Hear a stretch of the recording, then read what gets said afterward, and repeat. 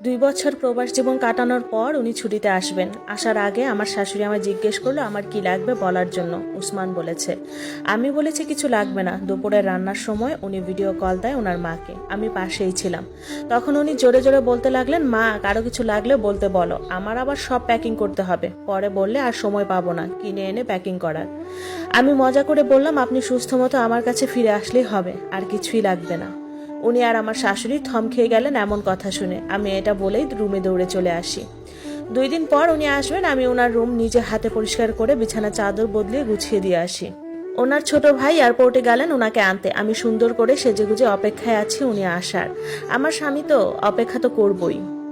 উনি ঘরে ঢুকলেন। ওনাকে দেখে আমার বুকটা কেঁপে উঠল। 2 বছর আগের উনি আর আজকের ওনার মধ্যে অনেক তফাৎ। অনেক বদলে গেছেন, মোটা হয়ে গেছেন, আরো বেশি সুন্দর হয়ে গেছেন। উনি এসে ওনার মাকে জড়িয়ে ধরেন। আমি সালাম দিই ওনাকে, উনি সালাম নেন। তারপর উনি ওনার রুমে ফ্রেশ হতে গেলেন। মা টেবিলে খাবার দেন। তখন বিকেল হয়ে গেছে। উনি ফ্রেশ হয়ে এসে হালকা কয়টা ভাত খান। তারপর উনি ওনার রুমের দরজা বন্ধ করে ঘুমিয়ে গেলেন। আমার দিকে একটু ফিরেও তাকালেন না। আমার চোখের পানি উপচে পড়ে, কেন জানি না। আমিও রুমে এসে সব সাজগোজ ধুয়ে ফেলি। তারপর সবচেয়ে পুরনো জামাটা পরি। ওনার দিকে আর ফিরেও তাকাবো না। আমার কলিজাটা ফেটে যাচ্ছে। আমার এখানে একটুও থাকতে ইচ্ছে করতেছে না। একটু বাপের বাড়িতে গেলে শান্তি পেতাম। সন্ধ্যার দিকে ওনার নানার বাড়ির মেহমান আসবে, তাই নাস্তা বানাতে রান্নাঘরে গেলাম। নুডলস, সেমাই, ফিরনি, হালিম রান্না করি, আর আসলে ফলমূল কেটে দিব। সব রেডি করতে করতে মাগরিব হয়ে পড়ে। ওনারা চলে আসেন। ওনারা আসার সাথে সাথে আমি ওনাদের সামনে গেলাম না।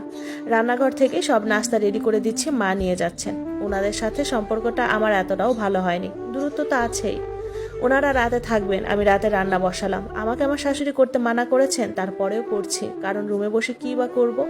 উনি ঘুম থেকে উঠলেন রাত 9টার সময়। উঠেন, হালকা না চা খেলেন আর সবার সাথে কুশলাদি বিনিময় করলেন। আমি ওনার সামনেও পড়লাম না। রাতের 11টার দিকে সবাইকে খাবার দিলাম। আমি জাস্ট সব রান্নাঘর থেকে বেড়ে বেড়ে দিচ্ছি। আমার মামি শাশুড়ি আর খালা শাশুড়িরা নিয়ে যাচ্ছে। উনি এখন খাবেন না, পরে খাবেন। আমার আর রাতের ভাত খেতে ইচ্ছেও করলো না। তারপরেও সবার সামনে বললাম খেয়েছি। রান্নাঘরের কাজ গুছিয়ে রুমে ঢুকলাম, আর ওনারা সবাই ওনার রুমে। উনি ওনার ব্যাগ খুলতে লাগলেন, সবার জন্য কি এনেছে না এনেছে। আমাকে কেউ একটু ডাকলোও না, অবশ্য ডাকলে আমি যেতামও না। মনকে বুঝ দিলাম উনি তোমার কেউ না, কিসের আশা করছো ওনার থেকে, যে আজ 2 বছরে একটা কথাও বলেনি তোমার সাথে, কোনো বইয়ের অধিকারও দেয়নি, শুধুমাত্র দয়া করে রেখেছে। গতকাল রাতে ওনার আসার আনন্দে সারা রাত ঘুম হয়নি। বিছানায় গায়ে এলিয়ে দিতে কাঁদতে কাঁদতে ঘুম চলে আসে আমার। আলহামদুলিল্লাহ, একটি শান্তির ঘুম হয়। সকালে উঠে ঘর ঝাড়ু দিয়ে রাতের বাসি খাবারের প্লেটগুলো ধুয়ে ফেলি। তারপর সবার জন্য নাস্তা রেডি করি। সবাই একে একে ঘুম থেকে উঠে আর নাস্তা করে বসে গল্প গুজব করছে। আমি দুপুরের রান্নার প্রস্তুতি নেই। সকালে আমার শাশুড়িকে বললাম, মা উনি এসেছেন, এখন সব মেহমান আসবে, আমার খুব আনইজি লাগছে, আমি কি কয়টা দিন আমার বাবার বাড়িতে থেকে আসবো? মা বলল, আচ্ছা উসমান উঠুক, আমি বলবো, অনুমতি দিলে তুমি যেও। উনি উঠলেন ঘুম থেকে। দুপুর 2টা বাজে। উঠে আর নাস্তা খেলেন না, সবার সাথে ভাত খেয়ে ফেললেন। সবার ভাত টাত খাওয়া শেষে সবাই বিশ্রাম নিতে গেল। আমি আস্তে আস্তে মায়ের রুমে গেলাম। দেখলাম উনি আর মা বসে কথা বলছেন। দুজনে চোখাচোখি হলো। আমি চলে আসছিলাম। তখন মা বলল, কিছু বলবে? তখন বললাম, মা সকালে বলেছিলাম যে। তখন বলল, ও আমি তো ভুলেই গেছি।